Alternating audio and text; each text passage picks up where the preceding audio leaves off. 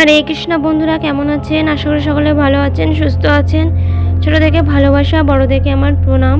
যদি আপনারা আমার চ্যানেলের নতুন বন্ধু হয়ে থাকেন তাহলে আমার চ্যানেলটিকে সাবস্ক্রাইব করে পাশে থাকা বেল আইকনটি প্রেস করে দেবেন এরকম নিত্য নতুন অনেক রকম ভিডিও পাওয়ার জন্য। তো সামনেই আসছে আমাদের কৌশিক অমাবস্যা। এই কৌশিক অমাবস্যা 2024 সালের 1431 বঙ্গাব্দে কৌশিক অমাবস্যা কবে এবং পূর্ণাঙ্গ সময়সূচি, অমাবস্যার তিথি কখন লাগবে, কখন ছাড়বে, অমাবস্যা ব্রতর উপবাস করবে, অমাবস্যা তিথি গঙ্গা স্নান বিশেষ সময়, কৌশিক অমাবস্যার দিন মা তারা বিশেষ সময় ও কৌশিক অমাবস্যা মাহাত্ম্য এবং কৌশিক অমাবস্যার দিন করার মাধ্যমে মা তারার আশীর্বাদ পাবেন এবং কাটবে ভাগ্যের অন্ধকার। কৌশিক অমাবস্যার দিনে কি কি কাজ করবেন, মায়ের কৃপা পেতে কি কি করতে হবে, সমস্ত কিছু বলবো আমি এই ভিডিওতে। তাহলে আপনাদেরকে ভিডিওটি শেষ পর্যন্ত দেখতে হবে। চলুন বন্ধুরা, ভিডিওটি এবার শুরু করা যাক। ঘোর অন্ধকার অমাবস্যা রাত্রি মানি তন্ত্র মন্ত্রের মা কালীর আরাধনা। পূর্ণ লগ্নে প্রতি মাসে অমাবস্যা তিথি রয়েছে কিছু বিশেষ বৈশিষ্ট্য, কিন্তু কৌশিক অমাবস্যা ভাদ্র মাসে এই তিথিতে ধরাধামে অবতীর্ণ হয়েছিল দেবী তারা। তাই এই তন্ত্র মতো এই অমাবস্যা রাতে তারা রাত্রি বলা হয়ে থাকে। অনেকে গুপ্ততন্ত্র সাধনা এই দিনে বিশেষ উপযুক্ত বলেই মনে করেন। সাধকেরা তাদের মতো করে এই রাত্রে বিশেষ মুহূর্ত একসঙ্গে খুলে যা স্বর্গ ও নরকের দরজার ফল ও সাধক তার চরমতম উচ্চ সাধনা এই রাতে সম্পূর্ণ করতে পারেন। তারাপীঠে স্বয়ং দেবী তারা আবির্ভূত হয়েছিলেন। ভক্তদের বিশ্বাস দেবী কৌশিক অমাবস্যা থেকে কৌশিক অমাবস্যা নাম থেকে এই অমাবস্যার সূচনা। তাই পুরাণের মধ্যে তিনি বধ করেছিলেন শুভ ও নিশুভ নামে এক পরগামশালী দৈত্যকে। এই সব বিষয়ে জানতে হবে সতী পুনর্জন্মের কথা। দক্ষ যজ্ঞের পর ভরা মঞ্চের সামনে অপমান সহ্য করতে না পেরে যজ্ঞের অগ্নিতে প্রাণ দেয় দেবী সতী ও পুনর্জন্ম ফিরে এলেন দেবী পার্বতী রূপে। অপরূপ সুন্দরী হলেন সেই দেবী। গায়ত্রী বোন ছিল, গায়ের রং ছিল কালো। স্বামী মহাদেবের কালী নামে সম্বোধন করতে তাকে এমন একদিন দেবতাদের সামনে কালী বলে সম্বোধন করায় ভয়ানক রেগে গেল দেবী পার্বতী। অপমানিত হতে মানব সরোবরের ধারে তিনি বসে এবং কঠিন তপস্যা করেন।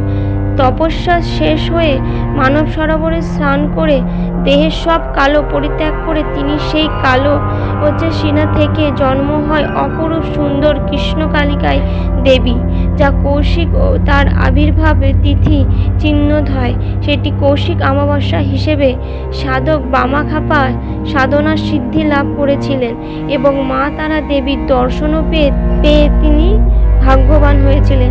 এবং তারা ভক্তরা মনে করেন যে এই দিন মা তারাপীঠে গিয়ে মা তারাকে দর্শন করলে ভক্তর মনের সমস্ত ইচ্ছে পূরণ করে দেবী তারা। 2024 সালে 1431 বঙ্গাব্দে কৌশিক অমাবস্যা পূর্ণাঙ্গ সময়সূচি।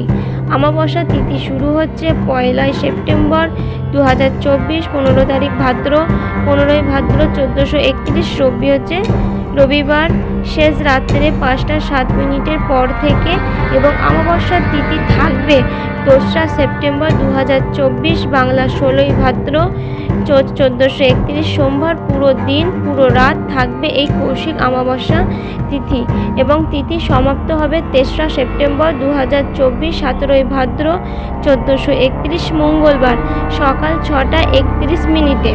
কৌশিক অমাবস্যায় মা তারা বিশেষ পুজোর সময় হচ্ছে 2 সেপ্টেম্বর, মানে 2 তারিখ সেপ্টেম্বরে 2024 সোমবার, যেটি মধ্যরাত্রি অর্থাৎ রাত 9টার পর থেকে। আর 2 সেপ্টেম্বর সোমবার সারাদিন গঙ্গা স্নানের সময় চলেছে। রাত্রি 3:46 মিনিটের পর থেকে পূর্ব অনুদয়ের করতার গঙ্গা স্নানে বহুসত্য সূর্যগ্রহণ ও কালীন স্নানের জন্য হচ্ছে ফল ও সমফল। কৌশিক অমাবস্যা এই কাজগুলো করলে পাবে মা তারার আশীর্বাদ, কাটবে ভাগ্যের অন্ধকার। কি কি কাজ করলে মায়ের আশীর্বাদ লাভ করা যাবে? জ্যোতিষশাস্ত্রে কৌশিক অমাবস্যার সংযোগ পালন করা জরুরি, তাই এই দিন উপবাস পালন করতে পারলে খুবই ভালো হয়।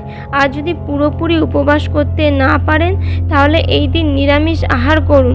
সন্ধ্যার সময় বাড়ির মূল প্রবেশদ্বার পথের সামনে দরজায় দুপাশে দুটো তিলের তেলের প্রদীপ জ্বালাবেন। এর ফলে আপনার সংসার থেকে অশুভ শক্তি দূর হবে এবং শুভ শক্তির আবির্ভাব হবে। মা তারার পায়ে রক্ত জবা ফুল ও লাল সিঁদুর নিবেদন করে ভক্তি করে মায়ের কাছে প্রার্থনা করুন। মায়ের কৃপা লাভ করতে পারবেন, সমস্ত প্রকার কালো ছায়া দূর হবে। সন্ধ্যার সময় বাড়ির কাছাকাছি কোনো কুয়ো বা থাকলে সেখানে 1 চামচ দুধ ঢালুন। কুয়ো যদি না থাকে তাহলে কোনো মাটিটা গর্ত খুঁড়ুন, সেখানে দুধ ঢালতে হবে। এর ফলে মা তারার আশীর্বাদ জীবনে সবসময় থাকবে এবং বাধা বিপত্তি দূর হবে। কৌশিক অমাবস্যা তিথিতে আপনার বাড়ির ঘরে খুব ভালো করে পরিষ্কার করুন, কোথাও যেন একটুকু নোংরা আবর্জনা না থাকে।